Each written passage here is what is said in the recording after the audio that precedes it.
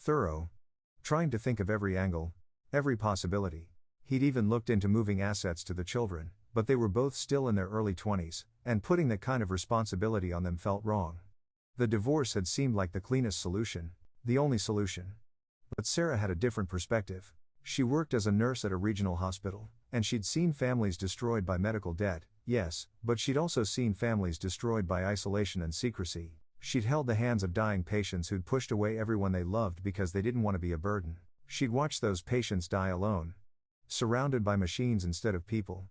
And she'd seen the guilt that haunted the families afterward. "I know what you're trying to do," she told Tom as they sat together on the couch at 3 a.m. "You're trying to be noble, you're trying to protect me. But Tom, I don't need protection from you. I need you. For however long we have left." He was quiet for a long time. Then he said, "What if I can't handle watching you watch me die? What if I need the divorce for me? Not just for the money." Sarah had been prepared for logistical arguments.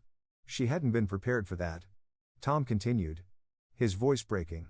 "I'm terrified. Sarah. I'm terrified of what's coming. The pain, the weakness, the loss of dignity. I don't want you to see me like that. I don't want that to be your last memory of me. Maybe if we're divorced, maybe if there's some distance, it won't be as hard for you afterward." Sarah took his face in her hands and made him look at her. "Do you remember our wedding vows?" she asked. Tom nodded. "We wrote them ourselves. In sickness and in health," Sarah said. "We promised that. Tom. We promised it to each other in front of everyone we loved. And I meant it. I meant every word. I know you want to protect me from pain, but you can't. I'm going to lose you and it's going to destroy me whether we're married or divorced. The only difference is whether I lose you as your wife or as your ex-wife. And I choose wife. I will always choose wife. *** turning point. 23:15. 28-45 ***. Something shifted in Tom's expression. The resignation began to crack. And underneath it was raw, desperate hope. "You'd really stay?" he asked. "Even knowing what's coming? Even knowing that in a few months I might not be able to walk or feed myself?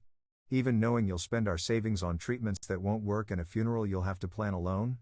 "Yes," Sarah said simply. "Because that's what love means. It's not just the good parts. It's not just romantic dinners and anniversaries. It's this.